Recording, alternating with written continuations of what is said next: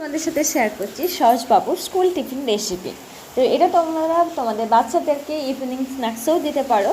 তো এই রেসিপিটা আমি প্রথমে অতনবাবুর রান্নাঘর থেকে দেখেছিলাম, তো ভাবলাম আমিও সহজের জন্য একবার ট্রাই করে দেখি। তো আজ ছিল হেলদি ট্যাকো।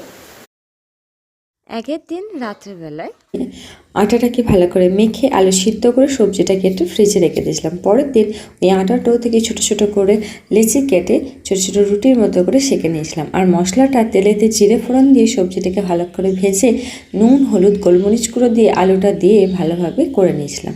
তারপর ওই রুটির মধ্যে মশলাটাকে লাগিয়ে ওপর থেকে চিজ দিয়ে গ্রেট করে বাটার দিয়ে এপিট ওপিট সেঁকে নিলে রেডি হয়ে যাবে ট্যাকো। তোমাদের টিফিনটা কেমন লাগলো অবশ্যই কমেন্টে জানিও। তার সাথে আমি ফ্রুটও দিয়েছিলাম, পাইনাপেল। তোমাদের কেমন লাগলো অবশ্যই আমাকে কমেন্টে জানিও। ভালো লাগলে লাইক দিও। আজকের মতো টাটা, সাবস্ক্রাইব করে পাশে থেকো।